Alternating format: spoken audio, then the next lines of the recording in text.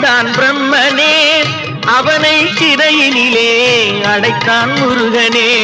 பிரணவ மந்திரத்தை மறந்தான் பிரம்மனே, அவனை சிறையினிலே அடைத்தான் முருகனே. அதனால் கந்தனிடம் பிரம்மனும் மிரளுவான், அதனால் கந்தனிடம் பிரம்மனும் மிரளுவான்.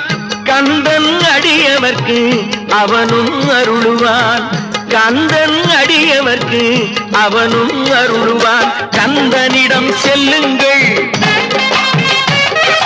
என்ன வேண்டும் சொல்லுங்கள். கந்தனிடம் செல்லுங்கள், என்ன வேண்டும் சொல்லுங்கள்.